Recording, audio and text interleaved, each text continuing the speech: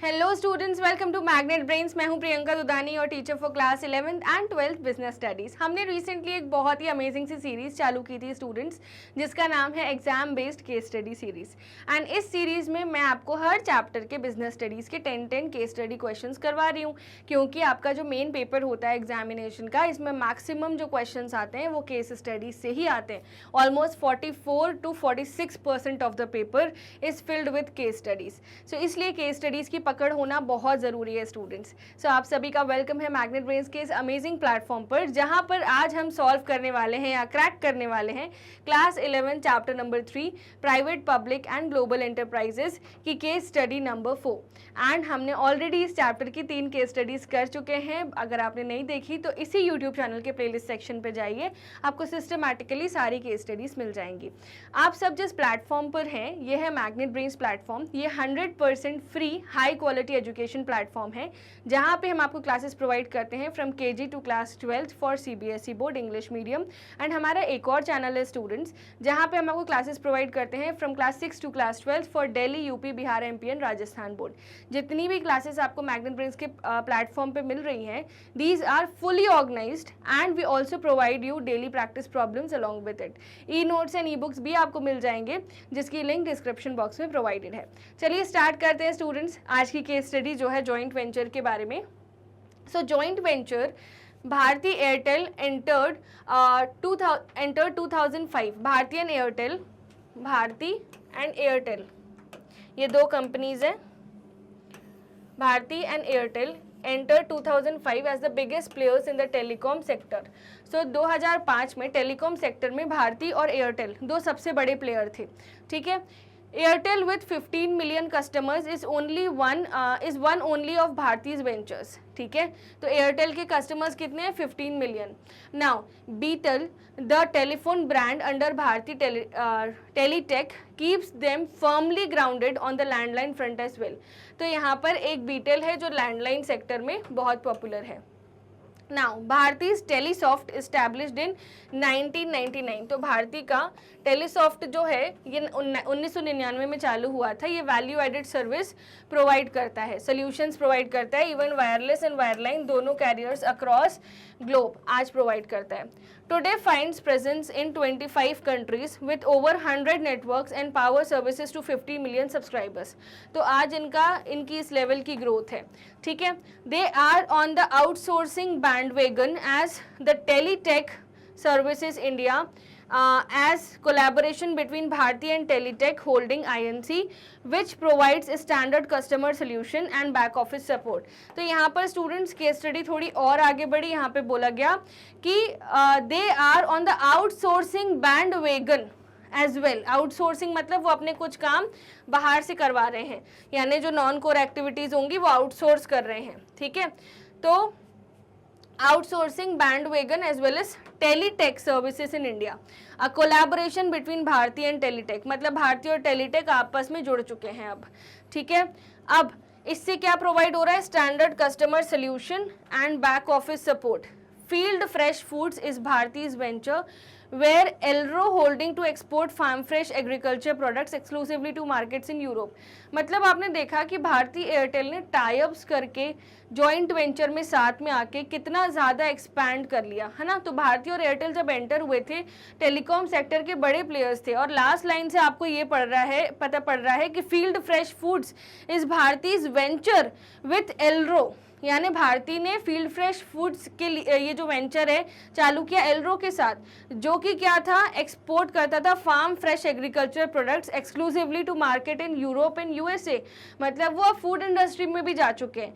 शुरुआत की उन्होंने टेलीकॉम सेक्टर से, फिर उसके बाद लैंडलाइन वगैरह लॉन्च किया, फिर उसके बाद वैल्यू एडेड सर्विसेज लॉन्च की, फिर वायरलेस और वायरलाइन कनेक्शन लॉन्च किए, फिर नेटवर्क और पावर सर्विसेज दी, फिर आउटसोर्सिंग करी, उसके बाद स्टैंडर्ड कस्टमर सोल्यूशन प्रोवाइड करे जब वो किसके साथ मिले? टेलीटेक के साथ। और लास्ट जो वेंचर था जॉइंट वेंचर वो था फूड इंडस्ट्री का, जिसमें वो एक्सपोर्ट करते थे यूरोप एंड यूएसए में। तो इतने ज़्यादा growth with venture thing like joint venture, साथ में आके कोलैबोरेट करके।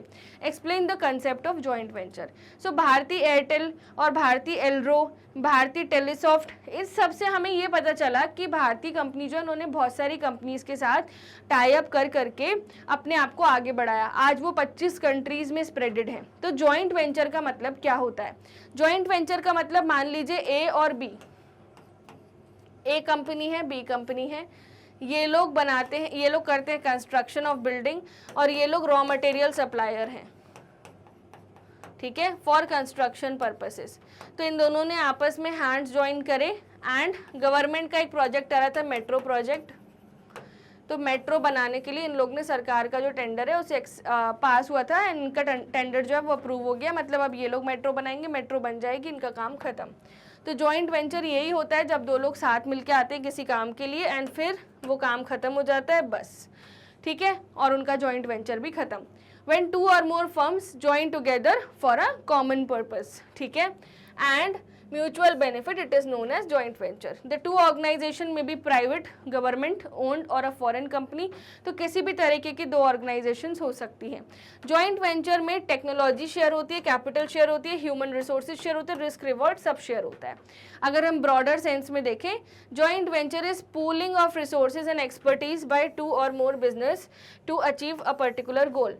Example Maruti Suzuki, Bharti and Airtel, ठीक है। तो हमारी केस स्टडी का एग्जाम्पल तो लिखना ही पड़ेगा स्टूडेंट्स, तो इस तरीके से आप इसको एक्सप्लेन कर सकते हो। Now name the various joint ventures entered into by Bharti. तो बहुत सारे जॉइंट वेंचर्स हैं। सबसे पहला है Bharti Airtel, Teletech and service, Field Fresh Foods, जिसमें भारतीय एयरटेल में टेलीकॉम सेक्टर था। टेलीटेक सर्विस इन इंडिया में क्या था? टेलीटेक होल्डिंग जो है या आउटसोर्सिंग बैंडवेगन हमने देखा था। और फील्ड फ्रेश फूड्स में क्या था? भारतीय एयरटेल ने किसके साथ टाइप किया था? एलरो फूड्स के साथ, है ना। भारतीय ने किसके साथ टाइप किया था?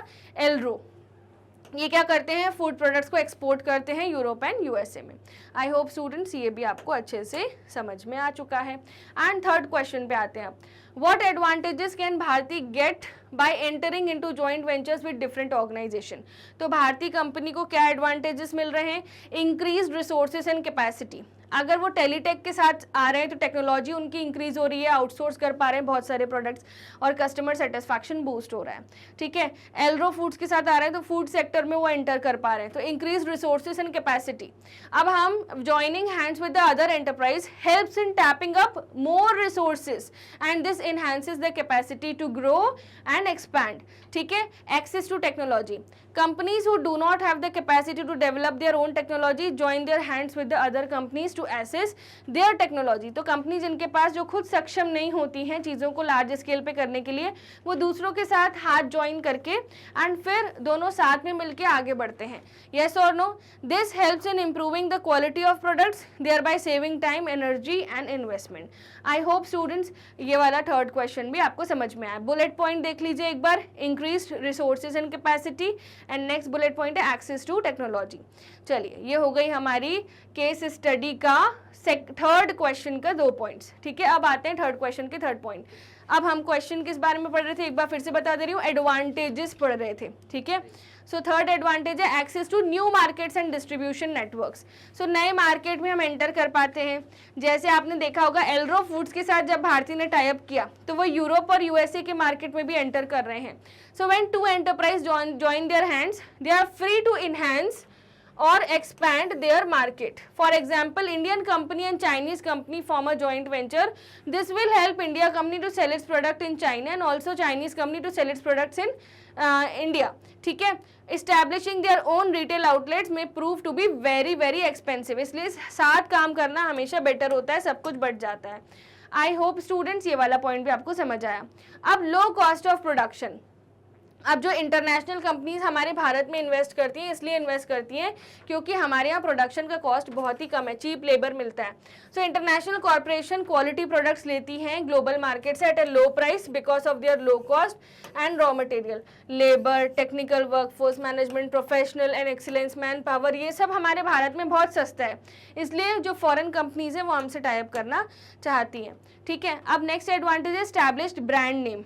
तो जब भी जैसे भारतीय का ऑलरेडी एक अच्छा ब्रांड नेम है, अगर वो एल्ड्रो के साथ टाइप कर रही है तो एल्ड्रो का भी नाम होगा, एंड इसी बहाने हम इंडियंस फॉरेन मार्केट में भी एंटर कर पाएंगे.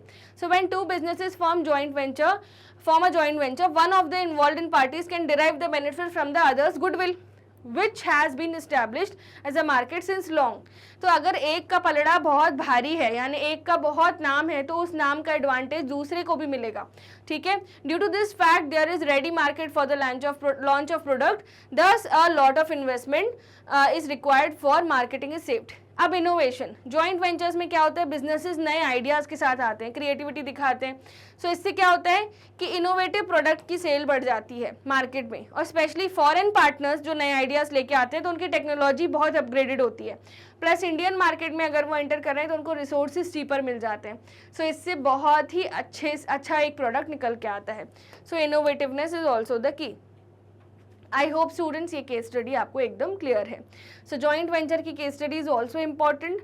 ये एक डिफरेंट डोमेन था, ये नए तरह का क्वेश्चन था जो ना ही हमने लॉन्ग आंसर टाइप में देखा था, MIQs में देखा था या शॉर्ट आंसर में देखा था, पर केस स्टडीज़ की सीरीज़ में आपका एग्जाम आइडिया का क्वेश्चन है, बहुत इंपॉर्टेंट था. ठीक है.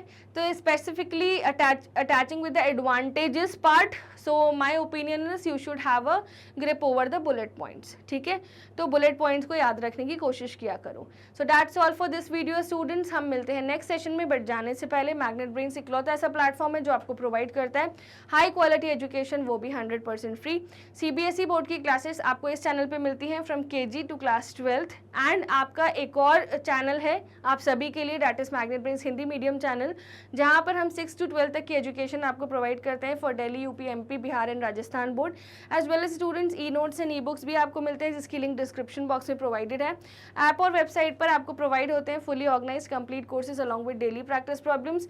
एंड हमारे इस यूट्यूब चैनल पर एक प्लेलिस्ट सेक्शन है जहाँ पर आपको मिल जाएंगे सिस्टमैटिक पैटर्न में सारे केस स्टडीज़ के number wise videos. As well as आपको क्या करना है, इस वीडियो को लाइक करना है, शेयर करना है अपने फ्रेंड्स के साथ, सब्सक्राइब करना है चैनल को, हमारे other social media handles Facebook, Instagram, Twitter and WhatsApp को जरूर फॉलो करना. Do follow Magnet Brains and see you in the next case study.